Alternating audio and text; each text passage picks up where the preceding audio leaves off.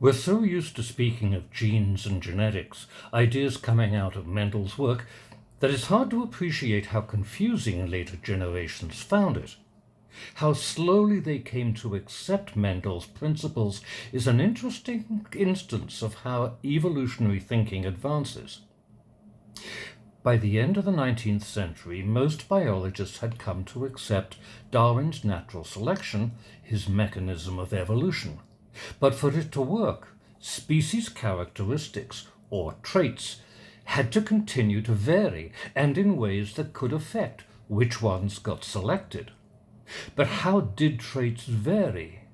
Field research had found variation in such traits as height, skin color, or intelligence to be smooth and continuous, so nearly all scientists had come to believe in blending inheritance.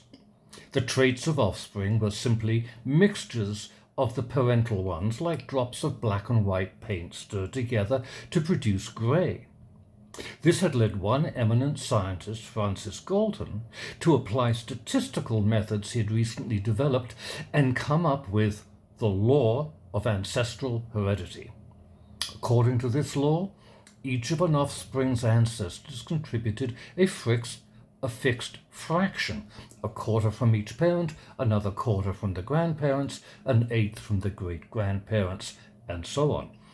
Galton's eminence made his law the standard for how creatures' traits varied. But this presented a problem. This kind of variation, traits blending as they got inherited, made it harder for natural selection to judge which of them to select. Meanwhile, William Bateson, another biologist, also eminent, had also been grappling with the challenges posed by variation. Here's how he assessed those challenges. Quote, "Let us recognize from the outset that as to the essential nature of these phenomena, we still know absolutely nothing. We have no glimmering of an idea as to what constitutes the essential process by which the likeness of the parent is transmitted to the offspring. We do not know what is the essential agent in the transmission of parental characteristics, not even whether it is a material agent or not. Not only is our ignorance complete, but no one has the remotest idea how to set to work on that part of the problem." Unquote. But between them, Bateson and Galton had ideas enough to make them disagree. Bateson had noted in one species of male earwig, for example, that the pincers at the end of the abdomen came long or short with few or no intermediaries. Biological variation, he concluded, came both continuous for some characters and discontinuous for others.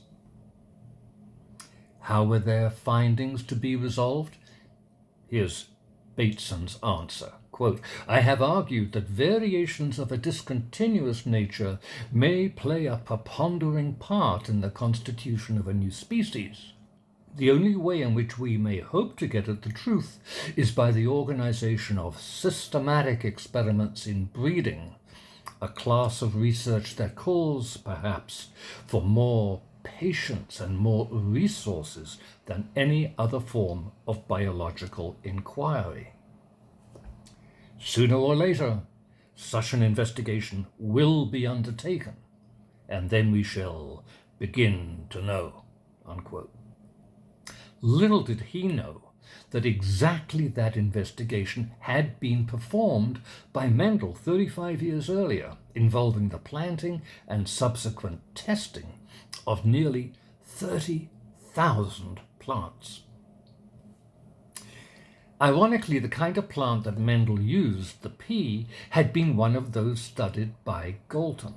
Mendel, working alone in a monastery garden, had crossed varieties of hybrid peas that differed in clear-cut traits. Seeds round versus wrinkled, cotyledons yellow versus green, counting the number of offspring with each trait in each generation with enormous attention to detail.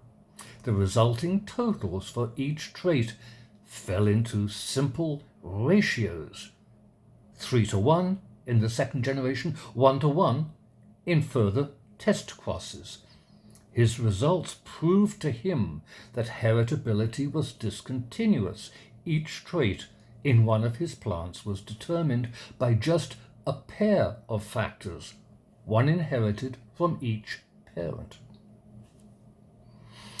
But why did the parents' factors not blend in their offspring? Because in the formation of the gametes, the reproductive cells, female eggs or ova, and male pollen grains, the parents' double set of factors segregated independently into single sets of factors. With fertilization, these gametes, by their single sets of factors being combined, gave the offspring the adult double set of factors. It was resorting of distinct factors in the course of reproduction that resulted in offspring having a set of traits different from those of their parents. And, incidentally, though Mendel was unaware of Darwin's work, the factors remaining distinct and being inherited independently of one another avoided traits blending that would deny natural selection sufficient variation to work on. The disagreement between Galton and Bateson attracted other scientists to the field. In 1900, while searching the literature, 3 of them simultaneously came across Mendel's work. It had been easy to overlook. It was dense with data. It had been published in German in the Proceedings of the Natural History Society of the city where Mendel lived, Brno, and framed not as a general law of heredity, but as a study of plant hybrids. The first reference to Mendel's work was in a mere footnote in a publication by one of the 3, Hugo de Vries, in 1900. But word spread fast, and Mendel's findings would soon be reduced to a set of easily understood principles. I list them, plus a comment on how well they've aged, in the description. So, why didn't rediscovery of Mendel's work immediately solve the inheritance problem? Partly because his results proved extremely hard to replicate. You needed your thousands of seeds to come with exactly the same variations, alleles we now call them, which was very hard to ensure. Then you had to fertilize the flowers of adult plants all by hand, thousands of them in a very narrow window of time. Meanwhile, you had to protect them from crossing with wind-borne pollen from related species. Seed development could be interfered with by pests or by variations in weather. Here's Bateson, quote, "Pigments of the seed coat color may be very sensitive to conditions. The slight difference in moisture, for example, may in some measure account for the differences," end of quote. It was an extremely demanding procedure, but one secret to Mendel's success was to use plants where one version of a factor, one allele, was dominant. That meant you had to distinguish between only 2 kinds of offspring. For example, between seeds that were yellow and those that were green, without having to tell them apart from seeds with an intermediate color. Here's Bateson again, quote, "He chose varieties, in fact, in which a known character was regularly dominant, and it was because he did so that he made his discovery," unquote. Also working against acceptance of Mendel's principles was widespread adoption of Galton's law of ancestral heredity. And Mendel's results so precisely agreed with his principles that he was frequently suspected of having faked them.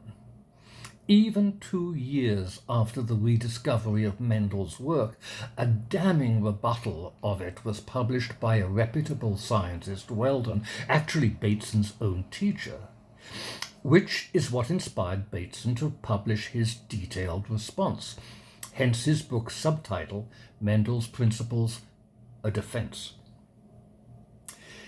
Mendel's work won acceptance only gradually. In 1909, factors got renamed genes, and Bateson published a much fuller account of Mendel's work, though strangely under the same title, Mendel's Principles of Heredity, just without the defense subtitle. Bateson also introduced the word genetics to describe the study of inheritance and variation, and the word allelomorph for the various forms genes come in, later shortened to allele. In 1918, Ronald Fisher reconciled Mendel's work with Galton's, when inheritance involved genes coming with more than two variant forms, alleles. Their effects could combine to make inheritance appear continuous. In 1930, Fisher would show how evolution could result from the combination of heredity being discontinuous and natural selection. And in 1944, Julian Huxley published Evolution, the Modern Synthesis, establishing the combination of genetic mutation and natural selection as the basis for the further scientific study of evolution, its mechanism being referred to as the modern synthesis. In the book I'm reviewing that Bateson published back in 1902, he gave this assessment of Mendel's achievement.